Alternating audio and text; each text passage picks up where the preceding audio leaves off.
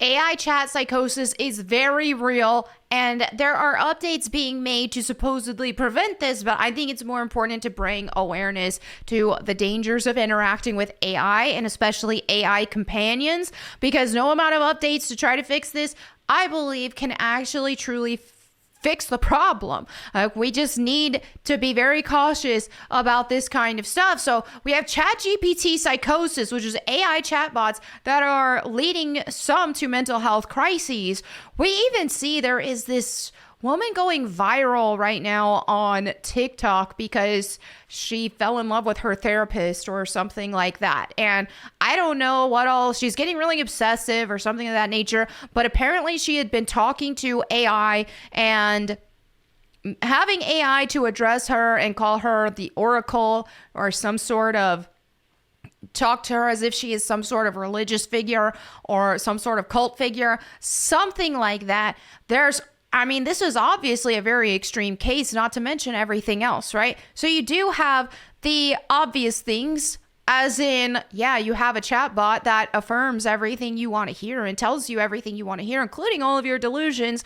And that is extremely agreeable and will agree with you or say anything just to make you happy with it, because that's the goal, is to keep you online with that chatbot, right? And to make you like that chatbot. So it's going to tell you everything you want to hear and everything you like. And if it ever says something you don't like, you can correct it and tell it how wrong that it was. And it will apologize profusely, so on and so forth. So the problem with that is that you've got just in your pocket with your phone, you've got a yes man or yes woman at your disposal, not to mention all of the dangers that come with those who are using AI companions for perverted reasons, because that's also a thing.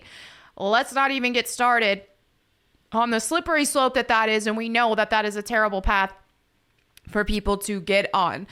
And some people like to argue and say, what about people who cannot interact with real people or struggle? They need something, right? Well, they need Jesus is what they need. They don't need something that's going to pervert their minds and make it even more difficult for them to interact with people in the real world. That's for sure. So here we have people who are trained to interact with something that will only be agreeable with them, so that when they do talk to real people and have any sort of disagreement, they're not going to know how to function in a disagreement without getting all of the affirmations for everything they say.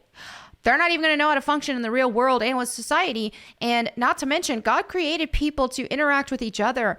And so when you are instead spending all of your time talking to an AI robot that also has the potential to be demonically influenced as well, don't even get started with that. That is very dangerous. Not to mention, the Bible speaks of not seeking ungodly counsel, right? I get it. AI can be very useful if you want to Google something. Hey, how my sink has a leak. How do I fix it? This is what it's doing. Okay, you're using it such a Google search of sorts. Sure.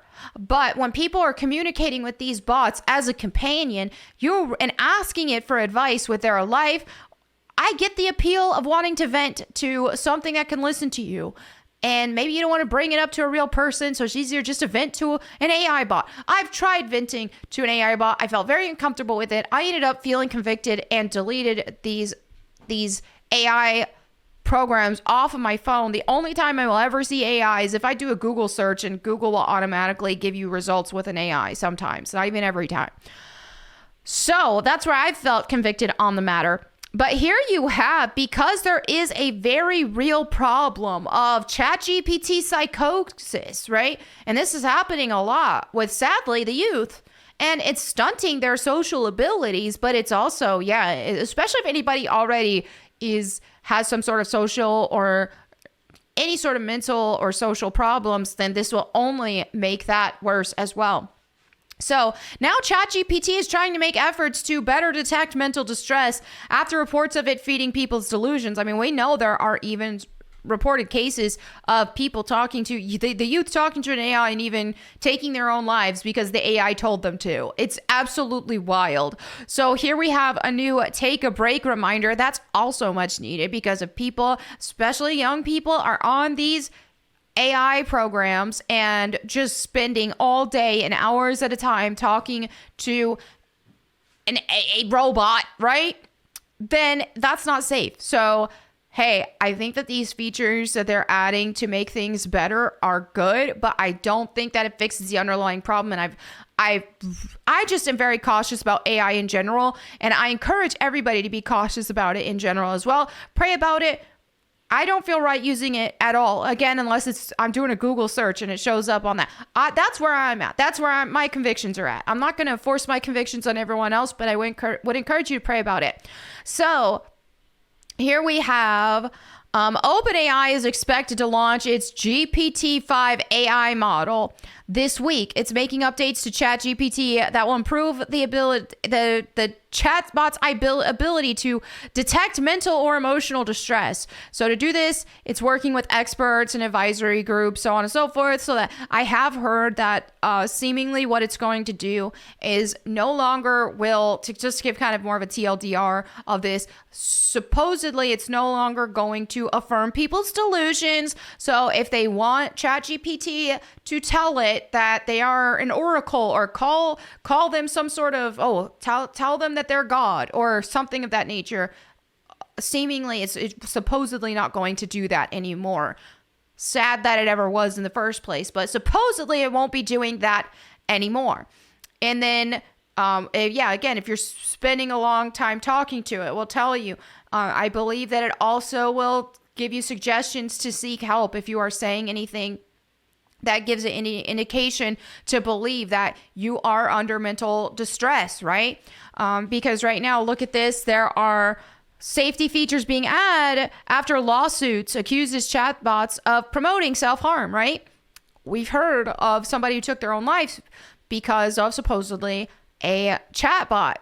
Now, this doesn't quite fix everything, even these features. I think that AI is very dangerous in general, and I don't think all of this is going to inherently fix it at all. I don't think it's a good practice at all for people to be using AI for companionship. I think this is wrong. I think it's a perversion of God's creation, that God created human beings to interact with each other for companionship, not an AI robot.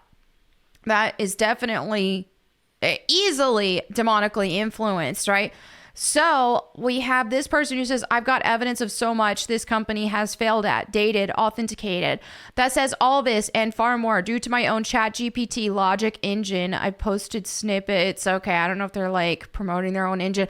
That's the thing too, is even when they do have these safeguards on here, people can take the code. They can make their offshoots. I know there's one dude who had his own AI chatbot that he was married to or something weird like that. So, yeah, I just don't like it. Sadly, this is a thing that's going on in society, and it has caused some problems, and I only see that it will cause more problems. So, I don't like it. I'm not a fan of it. Call me a satanic panic person. I don't care. I don't like it. I don't say this to make people fearful, but I say this to make people cautious of what they are inviting into their homes. And if you are talking to a chatbot, and let's say there is demonic influence behind that chatbot, you are inviting that in your home. You are welcoming that in your home. So I would encourage you to practice discernment, not out of fear, but out of wisdom. So there you have it for this video. Let me know what you guys think in the comments below. Thank you so much for hanging out with me today. I would love to see you on my Bible channel, Bible Time with Melanie Mack, where I've got almost daily Bible vlogs and Bible verse of the day each and every single day on the shorts. So thank you all so much. I will catch you next time. In the meantime, go boom.